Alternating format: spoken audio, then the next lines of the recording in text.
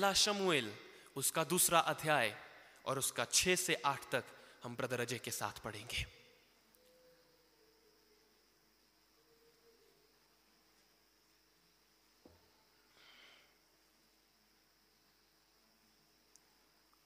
पहला शमूएल उसका 2 अध्याय 6 से 8, जल्दी पढ़ें।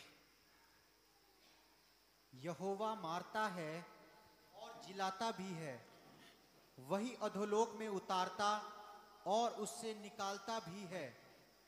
यहोवा निर्धन करता है और धनी भी बनाता है, वही नीचा करता और ऊंचा भी करता है। यस, यहोवा मारता है और वो जिलाता है, वही नीचा करता है और क्या लिखा है आपकी बाइबल में? और ऊंचा भी करता है। एक बार फिर से पढ़ेंगे। यहोवा मारता है, यहोवा मारता है और जिलाता भी है, और जिलाता भी है, वही अधोलोक में उतारता, अधोलोक में वही उतारता है और उससे निकालता भी है, और उससे निकालता भी है। यहोवा निर्धन करता है, यहोवा निर्धन करता है और धनी भी बनाता है। हेल्पलेस, निर्धन, हेल्पलेस। एक दूसरे ट्रांसलेशन में लिखा है असहाय करता है। निर्धन हिंदी में लिखा है निर्धन, पर असली अनुवाद में लिखा है असहाय करता है, और धनी भी बनाता है, और धनी भी बनाता है। वही नीचा करता, वही नीचा करता और ऊंचा भी करता है, और ऊंचा भी करता है। अर्थात वही देता है और वही लेता है। अर्थात सब वस्तुएं उसके हाथ में हैं, कुछ भी परमेश्वर के हाथ से बाहर नहीं। सब कुछ परमेश्वर के हाथ में है। क्यों? क्योंकि वो प्रभु है। आमीन। वही मारता है, वही जिलाता है।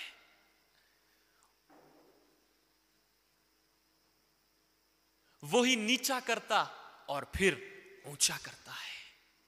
दूसरे अनुवाद में लिखा है वही गरीब को बचाता और निर्धन को सिंहासन पर बिठाता है।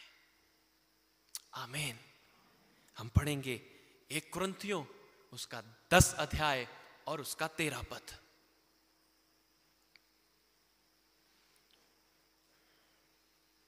एक कुरिन्थियों 10 अध्याय 13 पद।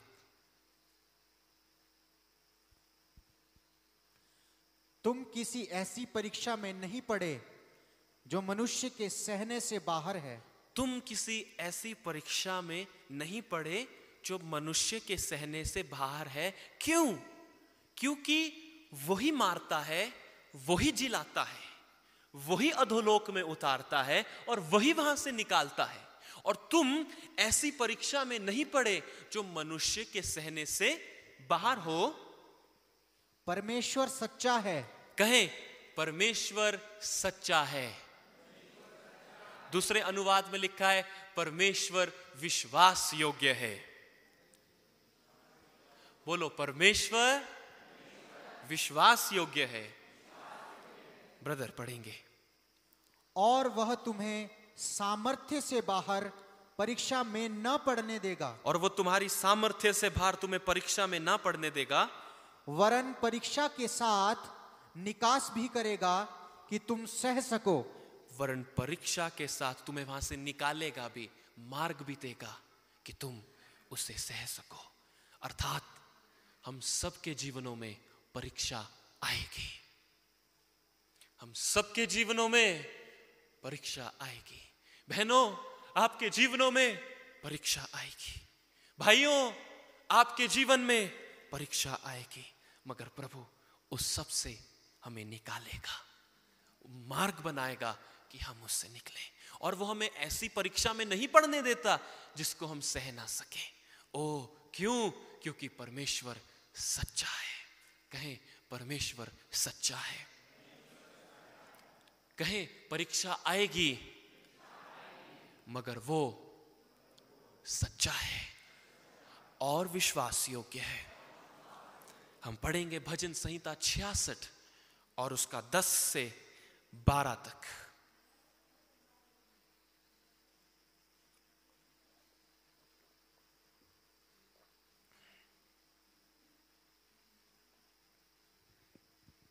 भजन संहिता 66 10-12।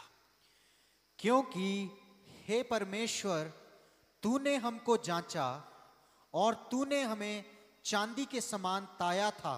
कहें, तूने हमें जांचा। ब्रदर पढ़िए।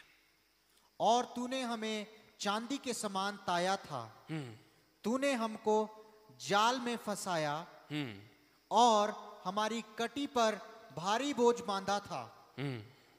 तूने घुड़चढ़ों को हमारे सिरों के ऊपर से चलाया और हम आग और जल से होकर गए, परंतु तूने हमको उबार के सुख से भर दिया है। आमीन। कौन हमें जांचता है? कौन हमें जांचता है? कुछ लोग कहते हैं नहीं नहीं, परमेश्वर परीक्षा नहीं लेता। अरे बाइबल कहती है परमेश्वर जांचता है। एक जगह बाइबल में लिखा है परमेश्वर धर्मी जन की परीक्षा लेता है।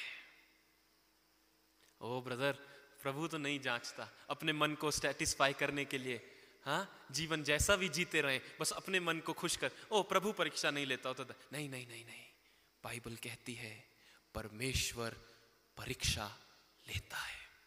हिंदी की बाइबल में लिखा है जांचता है, मगर अगर आप NLT वर्जन में पढ़े तो वहां पर लिखा है परमेश्वर टेस्ट लेता है, परीक्षा लेता है। पढ़े, फिर से पढ़े। परमेश्वर जांचता है और उसने हमें चांदी के समान ताया है। क्योंकि हे परमेश्वर, तूने हमको जांचा, तूने हमें चांदी के समान ताया था। तूने हमको जाल में फंसाया और हमारी कटी पर भारी बोझ बांधा था। किसने बोझ दिया हमें? बोलो बोलो, किसने बोझ दिया? हाँ, बाइबल बोल रही है, दाऊद बोल रहा है तूने हमारी कटी पर, दूसरे अनुवाद में लिखा है तूने मेरे कंधों पर बहुत बोझ दिया। किसने? आमीन।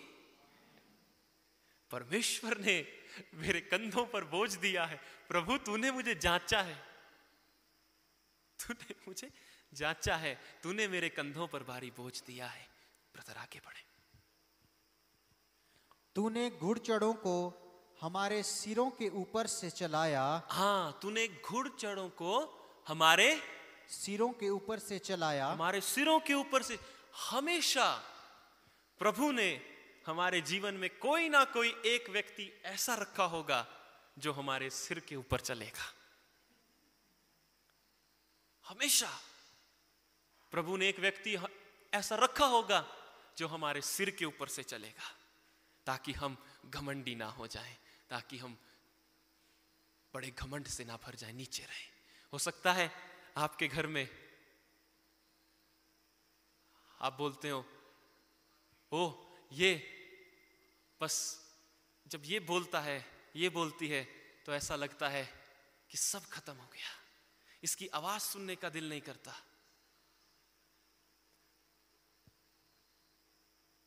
प्रभु ने कोई ना कोई एक रखा है जो आपके सिर के ऊपर से जाए। हो सकता है वो सास हो सकता है वो बहू हो सकता है वो आपके पापा हो, आपके कोई भी हो, आपके दोस्त हो, पर प्रभु ने एक व्यक्ति को आपके जीवन में रखा है जो आपके सिर के ऊपर से। आपका बॉस जहां आप काम करते हो सकता वो हो, पर प्रभु ने आपके जीवन में एक ना एक व्यक्ति को ऐसा रखा है जो आपके सिर के ऊपर से जाएगा। ओ जो आपको कुचल के जाएगा, जो दिखाएगा तू कुछ भी नहीं है, तू है क्या तू। ओ ये सब बातें प्रभु के हाथ में है, क्योंकि वही मारता और वही जिलाता है। आमीन आमीन। और वो परीक्षा करता है। बोलो परमेश्वर परीक्षा करता है, मगर वो इतना दयावंत है कि वो तुम्हें उससे निकालता भी है। आमीन आमीन आमीन। अगर मैं आज के प्रचार को कोई शीर्षक दूं तो मैं ये दूंगा, कठिनाइयों के बीच में परमेश्वर का उद्देश्य। कठिनाइयों के बीच में परमेश्वर का उद्देश्य। ओ परमेश्वर परीक्षा करता है और उससे निकालता भी है। मैं आपको एक उदाहरण देता हूं। ओ कितनी बार मेरे पापा मित्तुल और वंश को बोलते हैं, ठीक से काम करो, ओ ठीक से काम करो, ठीक से रिकॉर्ड करो, ठीक से काम करो, टाइम से काम करो। बट प्रभु ने इनको रखा है कि ये पापा के सिर के ऊपर से चढ़कर जाएं। प्रभु ने इनको रखा है कि हमेशा पापा को तंग करें, हमेशा पापा के ऊपर से जाएं, कभी टाइम पे काम न करें। प्रभु ने हमेशा एक व्यक्ति को रखा है जो हमारे सिर के ऊपर से जाता है। आमीन। और फिर कलीसिया में भी प्रभु ने कुछ लोगों को रखा है। प्रभु ने उनको इसलिए रखा है कि तुम्हारे सिर के ऊपर से चढ़कर जाए। ओ तुम्हें नीचे होना ही पड़ेगा, तुम्हें कुछ भी नहीं होना ही पड़ेगा। आमीन, आमीन। मगर परमेश्वर विश्वास योग्य है। आप अपने जीवन में परीक्षा से होकर जा रहे हो सकता है आपके जीवन में बड़ी गंभीर परीक्षा चल रही हो।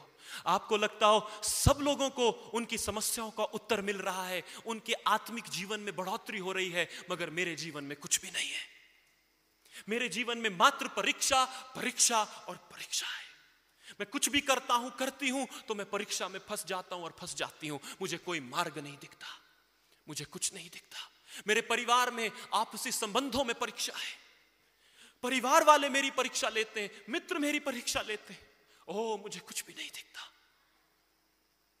मेरे काम के स्थान पर मेरी परीक्षा होती है। कोई भी मेरा काम पसंद नहीं करता, कोई भी मुझसे ठीक से बात नहीं कर सकता। हो सकता है आप दुखों की वादियों से होकर जा रहे हो, जहां पर आपके अंदर बहुत बहुत बहुत शोक हो और दुख हो, मगर कहने वाला कोई ना हो। आप परीक्षा में से जा रहे हैं। हो सकता है आपने अपने प्रियों को खो दिया हो और आप उनके दुख से परीक्षा से होकर जा रहे हैं। आपका सब कुछ खत्म हो गया, आपका सब कुछ खत्म हो गया और आप उस परीक्षा से होकर जा रहे हैं। हालेलुया। आप उस परीक्षा से होकर जा रहे हैं, मगर आज की सुबह पवित्र आत्मा आपसे कह रहे हैं,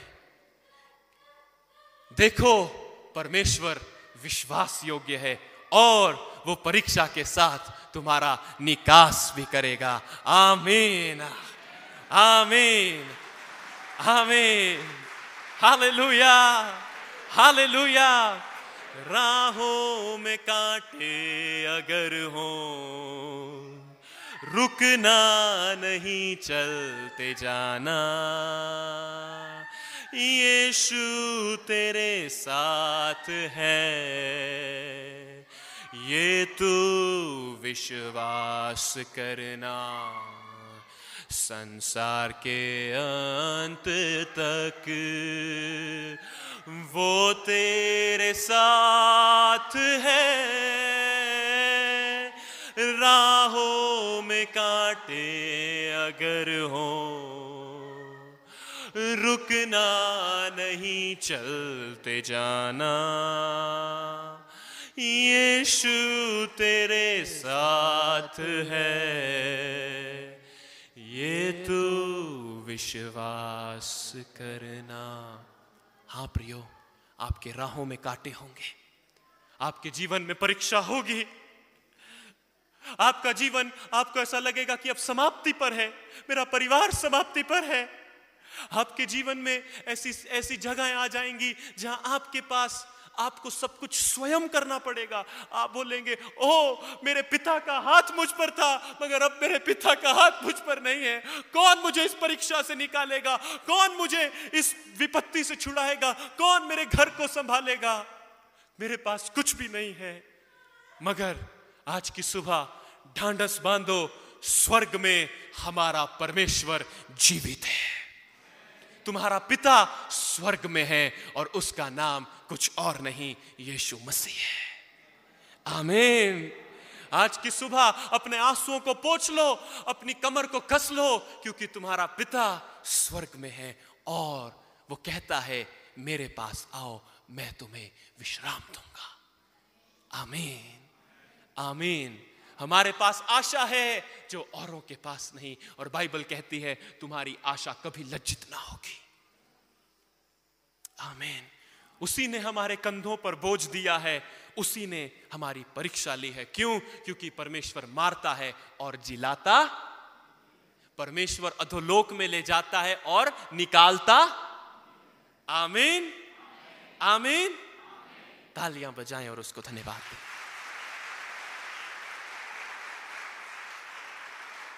हम यहां पर परमेश्वर के दो चरित्र को देख रहे हैं। एक तरफ वो मार रहा है और दूसरी तरफ वो बचा रहा है, जिला रहा है। एक तरफ तो वो अधोलोक को ले जा रहा है, मगर दूसरी तरफ वो वहां से निकाल रहा है। एक तरफ वो हमें बोझ दे रहा है, मगर एक तरफ वो हमें बहुतायत के देश में ले जा रहा है। आमीन। अर्थात वो एक शिक्षक की तरह हमारे साथ है। कहें, प्रभु हमारा शिक्षक है। हाँ प्रियो, प्रभु एक शिक्षक के रूप में है। शिक्षक को छड़ी भी उठानी पड़ती है और शिक्षक को प्रेम भी करना पड़ता है। आमीन, आमीन। मुझे आज भी याद है जब मैं स्कूल में पढ़ता था, रिपन सर मुझे मैथ पढ़ाते थे और वो मुझे बहुत मारते थे क्योंकि हम बहुत शरारती, बहुत मारते थे, मगर वो ट्यूशन में फिर मुझसे प्यार भी करते थे, मुझसे अच्छी अच्छी बातें भी करते थे। तो एक शिक्षक माता भी है और प्रेम भी करता है। आमीन, आमीन। एक शिक्षक मारता भी है और जिलाता भी है। Hallelujah, hallelujah. हम देखेंगे परमेश्वर के दो चरित्रों को कि एक तरफ वो मार रहा है और दूसरी तरफ, एक तरफ परीक्षा है और दूसरी तरफ वो क्या कर रहा है? मार्ग को निकाल रहा है। आमीन। यशाया उसका 30वां अध्याय और उसकी 18 आयत से हम पढ़ेंगे।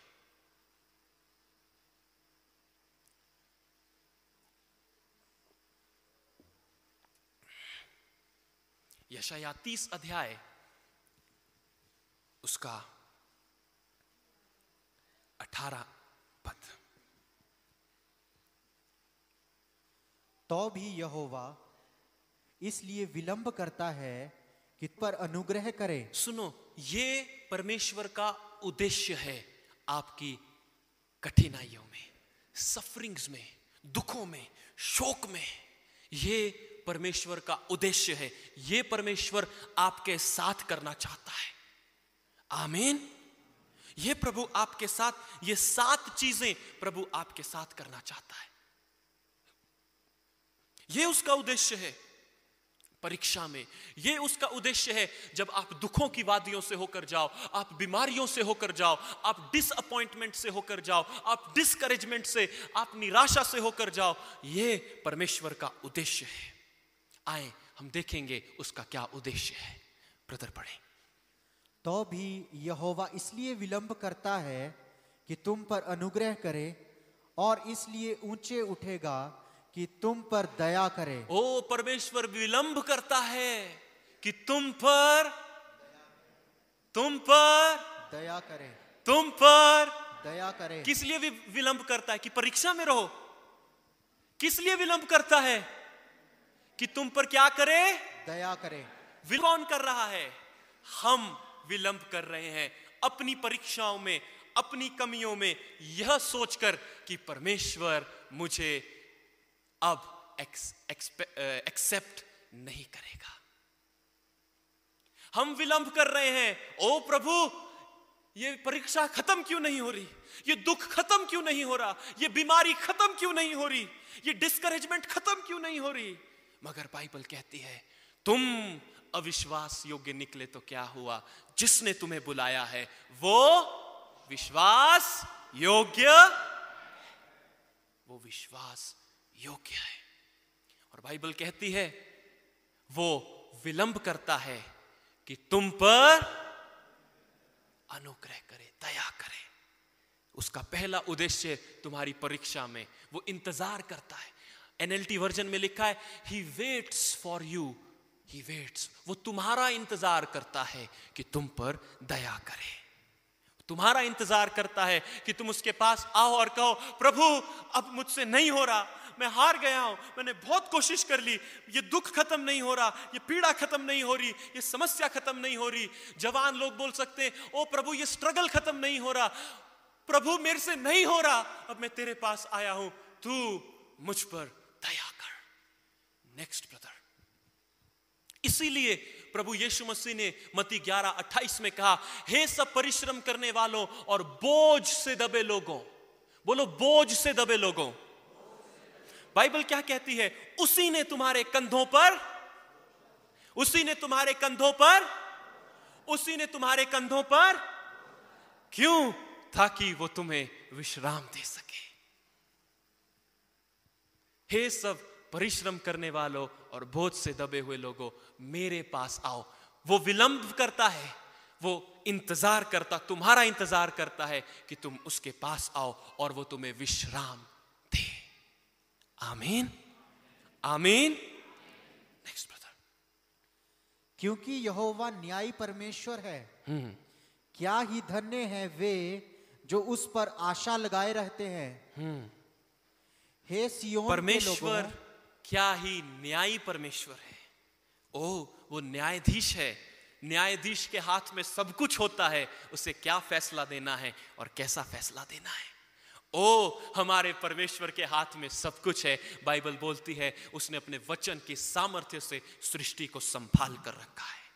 तो वो परमेश्वर जो अपने वचन की सामर्थ्य से सारी सृष्टि को संभाल सकता है, क्या वो मुझे और आपको हमारी परीक्षा में नहीं संभालेगा? आमीन। यस, 18 आयत को पढ़ेंगे, 19 आयत को पढ़ेंगे। हे सियोन के लोगों, हे बोलो, हे सियोन के लोगों। पुराने नियम में सियोन नए नियम में किस चीज को दर्शाता है? पुराने नियम में सियोन, पुराने नियम का सियोन नए नियम में परमेश्वर की कलीसिया को दर्शाता है। तो प्रभु कह रहे, हे कलीसिया के लोगों, तुम यरूशलेम में बसे रहो। तुम बोलो, तुम यरूशलेम में बसे रहो। बसे रहो। यरूशलेम क्या है? परमेश्वर की उपस्थिति। तुम यरूशलेम में, ओ कलीसिया के लोगों, तुम मेरी उपस्थिति में बसे रहो। तुम फिर कभी ना रोगे। तुम फिर कभी ना रोगे। हाँ, परीक्षा होगी, दुखों की वादियां आएंगी, सब कुछ समाप्त भी हो सकता है, मगर कलीसिया के लोगों, यरूशलेम में बसे रहो, मेरी उपस्थिति में बसे रहो, फिर तुम कभी ना रोगे। आप आज आंसू बहाते हैं, आप अकेले में बैठते हैं, बिना कुछ सोचे समझे आपके आंसू आते हैं, आपके ऊपर बोझ है, आप परीक्षा में हैं, आप टूटे हुए हैं।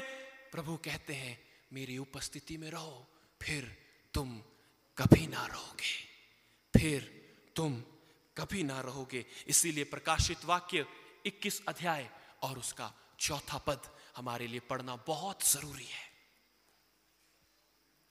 प्रकाशित वाक्य 21 अध्याय और उसका 4 पद।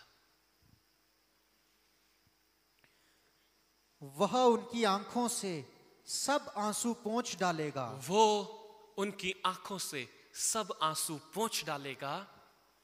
और इसके बाद मृत्यु न रहेगी। मृत्यु ना रहेगी। और न शोक। और ना शोक। न विलाप।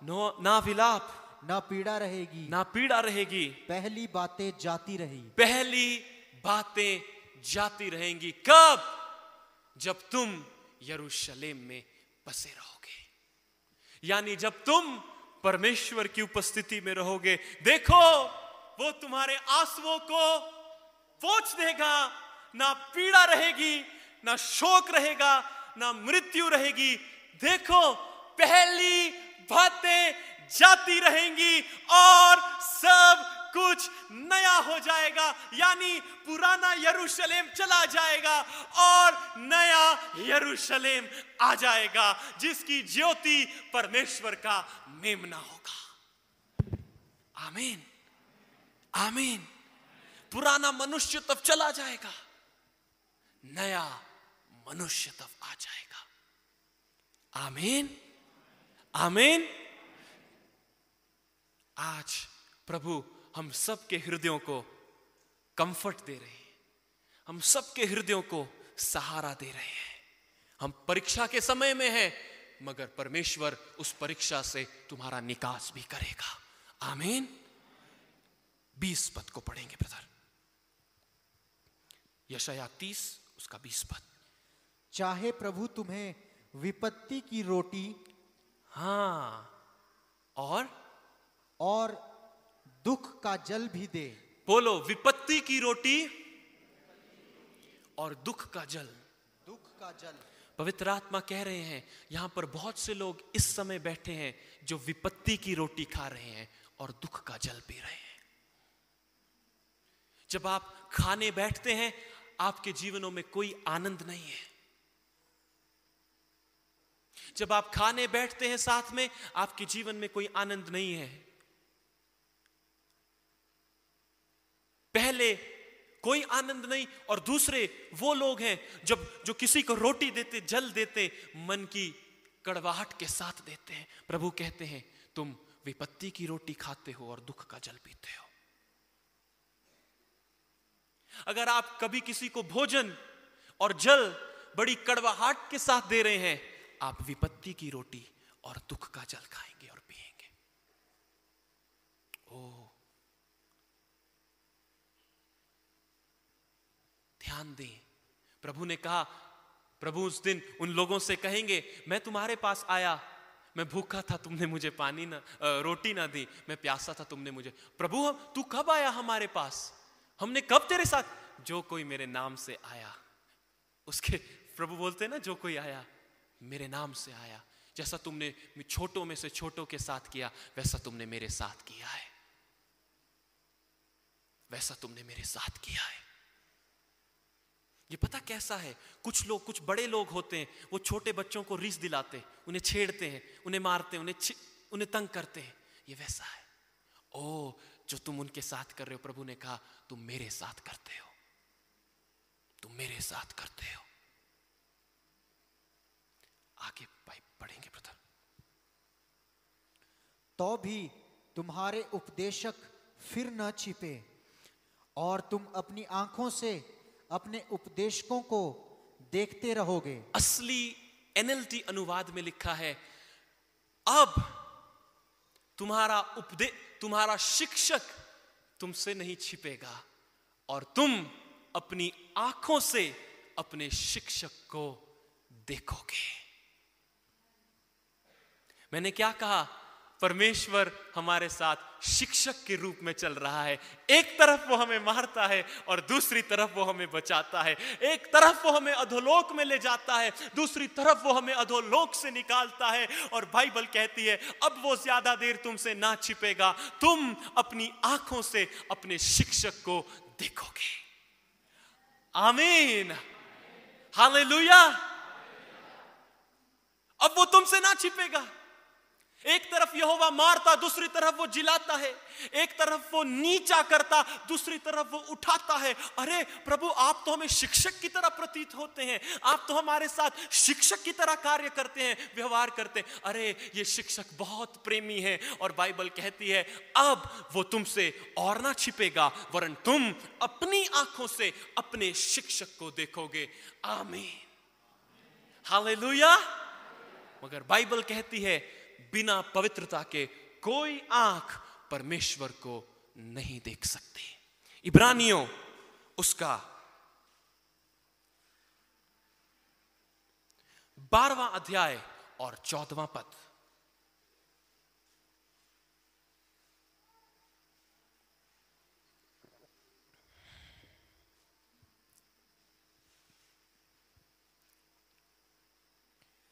सबसे मेल मिलाप रखो, सबसे मेल मिलाप रखो, और उस पवित्रता के खोजी हो। और बोलो उस पवित्रता के खोजी। पवित्रता के खोजी। बोले उस पवित्रता के खोजी। उस पवित्रता के खोजी। यहां पर वो यीशु मसीह को खोजने की बात कर रहा है, क्योंकि परमेश्वर की पवित्रता स्वयं प्रभु यीशु मसीह है, और बिना यीशु मसीह के मैं और आप पवित्रता में नहीं चल सकते। बिना परमेश्वर की 7 आत्माओं के हम पवित्रता में नहीं चल सकते। हम इस पर किसी और दिन चर्चा करेंगे, आगे पढ़ेंगे ब्रदर। और उस पवित्रता के खोजी हो जिसके बिना कोई प्रभु को कदापि न देखेगा। और उस पवित्रता के खोजी हो जिसके बिना कोई कभी कदापि प्रभु को ना। कोई आकर आपको कह रहा है, ओ ब्रदर मैंने दर्शन देखा। दर्शन में क्या देखा? ओ मेरे घर के ऊपर मैं देखता हूं स्वर्गदूतों की मंडली। ब्रदर मैंने देखा एक व्यक्ति को रोते हुए देखा, वो बहुत शोक में रो रहा था। ब्रदर ठीक है आप देख रहे हैं, पर क्या आप उस पवित्रता के खोजी हैं? और बाइबल कहती है स्वर्गदूतों को नहीं, दर्शनों को नहीं, सांप बिच्छू कुत्ते को नहीं, उस पवित्रता के खोजी हो जिसके बिना कोई स्वर्गदूत को, किसको? परमेश्वर को, प्रभु को। अगर कोई आकर आपसे कहता है दर्शन देखो, आग का दर्शन देखो, सामर्थ का दर्शन, no no no no brother, Bible कहती है प्रभु का दर्शन, यीशु मसीह का दर्शन।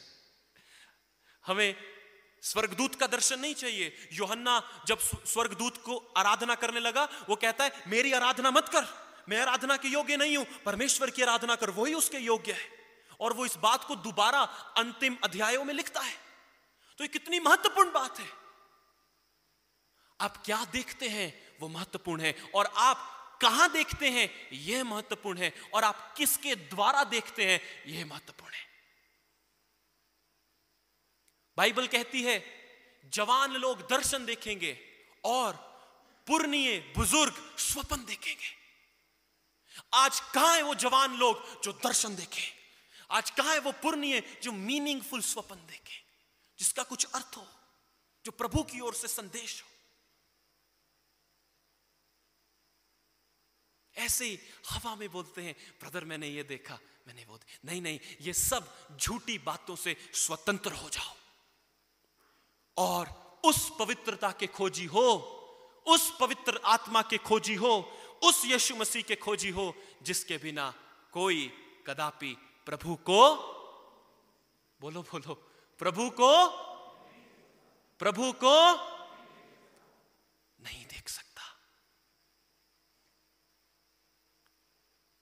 स्वर्गदूत कहते हैं पवित्र पवित्र पवित्र सेनाओं का यहोवा पवित्र। ये 24 प्राचीन जो स्वर्ग में परमेश्वर के साथ बैठे हैं और उनके बीच में जहां परमेश्वर का मेमना बैठा है, ये 24 प्राचीन झुकते हैं और कहते हैं परमेश्वर का मेमना सारी महिमा, आदर, सम्मान और महिमा और सारी संपत्ति धन के योग्य है।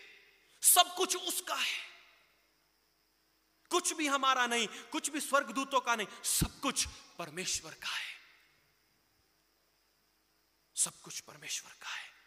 इसलिए मेरी प्रार्थना है कि यह कलीसिया सब कुछ छोड़कर उस पवित्रता की खोजी हो जिसके बिना कोई परमेश्वर को नहीं देख सकता। आमीन आमीन। पढ़ेंगे ब्रदर यशायाह 30।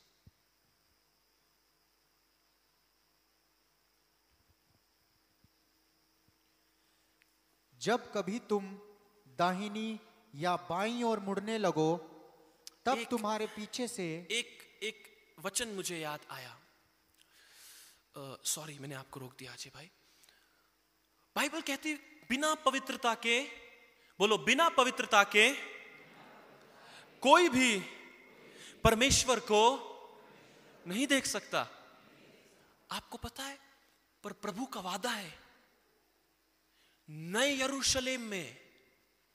अगर आप प्रकाशित वाक्य पढ़े, वहां पर लिखा है नए यरूशलेम में हम सब, अगर अंत तक विश्वास योग्य रहे और प्रभु की इच्छा में चलें और प्रभु के लिए जिएं, सब कुछ प्रभु के लिए करें, कुछ भी अपने लिए ना करें, अपने लाभ के लिए ना करें, अपने उद्देश्य से ना करें, तब हम सब नए यरूशलेम में उसे देखेंगे। आमीन। प्रकाशित वाक्य 22 अध्याय और उसका 4 पद अगर आप पढ़े तो वहां पर आप इस बात को पाएंगे। वे उसका मुख देखेंगे। वे उसका मुख देखेंगे। कौन? जो श्वेत वस्त्र पहने हुए और मेमने के लहू से धुले हुए हैं। वो नहीं जिनके वस्त्र ही श्वेत हैं और अंदर सब प्रकार की मलिनता और गंदगी भरी है, मगर वो जिनके वस्त्र श्वेत हैं और परमेश्वर के मेमने के रक्त के द्वारा साफ किए गए हैं, वे उसके मुख को देखेंगे और उसका नाम उसके माथों पर लिखा हुआ होगा। और उसका नाम उनके माथों पर लिखा हुआ होगा।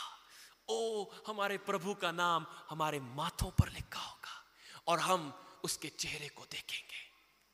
आमीन। मगर कब? जब हम उस पवित्रता के खोजी होंगे। आमीन। पवित्र, अति पवित्र, पवित्र, अति पवित्र है सेनाओं का प्रभु, है सेनाओं का प्रभु। पवित्र, अति पवित्र, पवित्र, अति पवित्र है सेनाओं का प्रभु, है सेनाओं का प्रभु। यशाया उसका 30 अध्याय और उसका 21 पद। जब कभी तुम दाहिनी या बाईं ओर मुड़ने लगो, तब तुम्हारे पीछे से यह शब्द तुम्हारे कानों में पड़ेगा, मार्ग यही है, इसी पर चलो। तब तुम्हारे पीछे से एक आवाज तुम्हें सुनाई देगी, मार्ग यही है, इसी पर चलो। हमने कुरिन्थियों में क्या पढ़ा कि वो परीक्षा तो आएगी, मगर परीक्षा के साथ वो निकास भी करेगा, वो तुम्हें मार्ग भी बताएगा। वही पवित्र आत्मा जो तुम्हें कुरिन्थियों में मार्ग बता रहा है, वही पवित्र आत्मा तुम्हें यशाया 30 अध्याय और उसके 21 पद में भविष्यद्वक्ता इस बात को हमें सिखा रहा है, बता रहा है। क्या? कि जब तुम दाएं और बाएं मुड़ने लगो, तब तुम्हारे पीछे से ये शब्द सुनाई देगा, मार्ग यही है, इसी पर बोलो, मार्ग यही है, इसी पर चलो। कैसे? कौन हमें वो आवाज देगा? कौन हमें वो बताएगा? कौन हमें गाइड करेगा? कौन हमारी अगुवाई करेगा? कौन हमें लेकर चलेगा? अगर आप यूहन्ना रचित सुसमाचार और उसका 16 अध्याय और उसका 13 पद पढ़े तो आपको पता चलेगा कि कौन है जो हमारी अगुवाई करेगा, कौन हमें सही मार्ग पर लेकर जाएगा। यूहन्ना उसका 16 अध्याय और उसका 13 पद।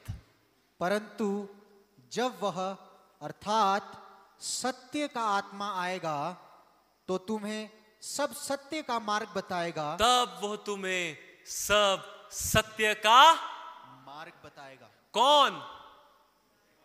कौन? हमारा आत्मा? ओ, हमारा आत्मा तो शोकित है क्योंकि मनुष्य परमेश्वर की चेतावनियों को नहीं मानता। पर कौन सा आत्मा? सत्य का आत्मा, अर्थात पवित्र क्या बताएगा? सब सत्य का मार्ग बताएगा कि तुम्हें किस मार्ग पर जाना है। आमीन। प्रभु दो मुख्य, ये सारे प्रभु परीक्षा में कार्य करता है, इंतजार करता है कि तुम्हें प्रेम और तरस दिखा सके। और इन सब बातों की दो मुख्य चीज जो प्रभु करता है वो यह करता है कि तुम अपने शिक्षक को जानोगे और तुम अपने शिक्षक को देखोगे। आमीन। अपनी आंखों से तुम अपने शिक्षक को देखोगे, और जब तुम्हारे आगे चुनाव आएगा, दाएं जाऊं या बाएं जाऊं, तब तुम्हारे पीछे से एक आवाज आएगी, पवित्र आत्मा की मधुर आवाज, और वो तुमसे कहेगी मार्ग यही है, इसी पर चलो। दाएं ना मुड़ूं ना बाएं मुड़ूं, दाएं ना मुड़ूं ना बाएं मुड़ूं, तेरी रासली भी मेरी हो सदा, तेरी रासली भी मेरी हो सदा, मेरी हो सदा, मुझसे बाहर, मुझसे बाहर जीवन के जल की नदियां बहा, मेरे पिता ये मेरी Yes. दुआ, यीशु के मानिंद, यीशु के मानिंद मुझको बना। हाँ, यीशु के मानिंद मुझको को बना।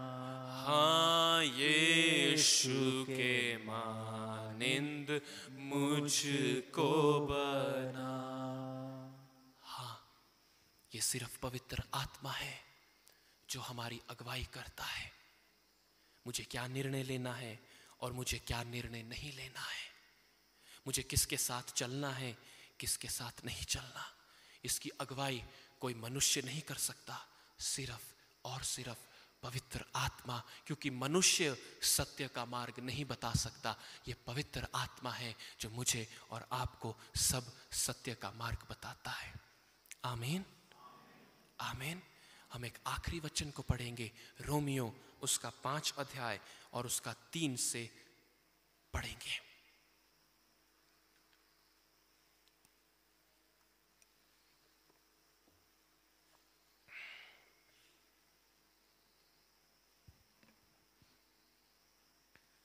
केवल यही नहीं, वरन हम कलेशों में भी घमंड करें, यह जानकर कि कलेश से धीरज, कलेश से, पीछे पीछे बोलेंगे, कलेश से धीरज,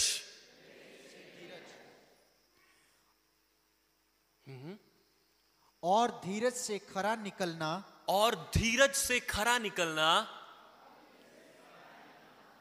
और खरे निकलने से आशा उत्पन्न होती है, और खरे निकलने से, खरे निकलने से आशा उत्पन्न होती है। फिर से अजय भाई, ब्रदर आप पढ़ें, हम आपके पीछे बोलेंगे। केवल यही नहीं, केवल यही नहीं, वरन हम कलेशों में भी घमंड करें, हम कलेशों में भी घमंड करें, यह जानकर कि, यह जानकर कि कलेश से धीरज, कलेश से धीरज, और धीरज से खरा निकलना, और धीरज से खरा निकलना, और खरे निकलने से आशा उत्पन्न होती है। और खरे निकलने से आशा। हालेलुया।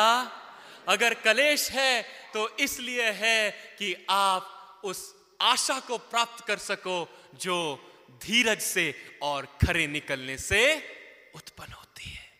वो आशा क्या है? और आशा से लज्जा नहीं होती। और आशा से, कौन सी आशा? वो आशा जो आप कलेशों में निकलने के बाद आपको प्राप्त होती है। वो आशा जब आप दुखों से होकर जाते हो मगर फिर भी आपको एक आशा है। कौन सी आशा? और बाइबल कहती है उस आशा से लज्जा नहीं होती। उस आशा से लज्जा नहीं होती। कौन सी? क्योंकि पवित्र आत्मा जो हमें दिया गया है, हाँ, उसके द्वारा परमेश्वर का प्रेम हमारे मन में डाला गया है। क्योंकि जब हम निर्बल ही थे तो मसीह ठीक समय पर भक्तहीनों के लिए मरा। आमीन। बोलो, जब मैं निर्बल था, जब मैं आशा छोड़ चुका था, जब मैं कष्टों में था, जब मेरे अपनों ने मुझे छोड़ दिया, उस समय प्रभु ने मुझे इसलिए बचाया कि ठीक समय पर वो मेरे जीवन में उस आशा को उत्पन्न करे जो पवित्र आत्मा के द्वारा है, कि मसीह मेरे लिए, मेरे पापों के लिए ठीक समय पर मारा गया। आमीन। अगर आप आज यहां हैं तो आप ठीक समय पर मसीह के बलिदान के कारण हैं। यही आशा है कि उसके बलिदान के कारण हमें लज्जा नहीं होती, उसके बलिदान के कारण आपकी ऐसी स्थिति नहीं रहेगी, उसके बलिदान के कारण आप बैकस्लाइडेड नहीं रहोगे। क्यों? क्योंकि वो आपके लिए मारा गया है। आमीन। आज की सुबह अगर आप कष्टों में हैं, आप तकलीफ में हैं, आप परीक्षा से होकर जा रहे हैं, तो वो इसलिए है, इस वचन को याद रखें, रोमियो 5 अध्याय 3 आयत से, वो इसलिए है कि अंत में आप खरे निकले और उस पवित्र आत्मा के द्वारा, उस प्रेम के द्वारा उस आशा को पाए जो यीशु मसीह का बलिदान है, यीशु मसीह का पुनरुत्थान है। आमीन। तुम परीक्षा में हो, तुम दुख में हो, जवान लोग, प्रभु को पता है कि जवानों को इस संसार में प्रभु के लिए जीना कितना मुश्किल है, कितना कठिन है, प्रभु को पता है।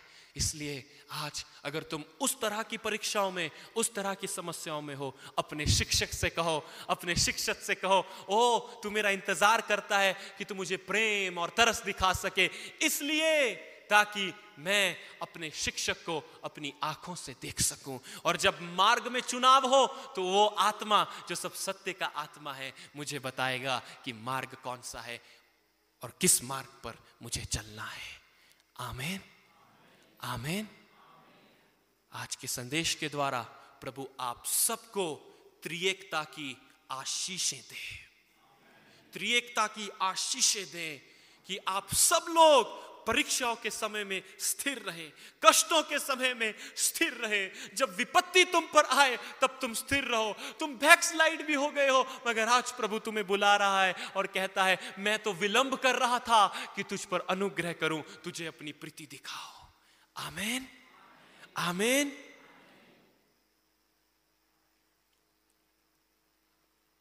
पवित्र आत्मा यहां पर है। आज आप किसी भी दुख और कष्ट में क्यों ना हो, प्रभु से कहो, वो आपके हृदय को अपने आनंद से भर देगा।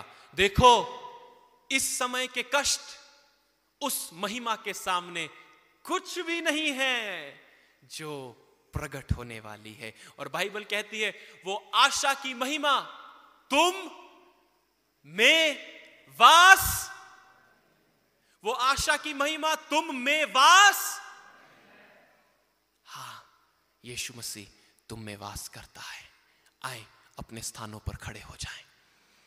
ओ धन्यवाद यीशु, ओ धन्यवाद यीशु, ओ धन्यवाद यीशु, ओ धन्यवाद यीशु, ओ धन्यवाद यीशु, ओ धन्यवाद यीशु, ओ धन्यवाद यीशु। हमें कष्ट है, हमें पीड़ा है, मगर हमें पता है कि परमेश्वर विश्वास योग्य और सच्चा है।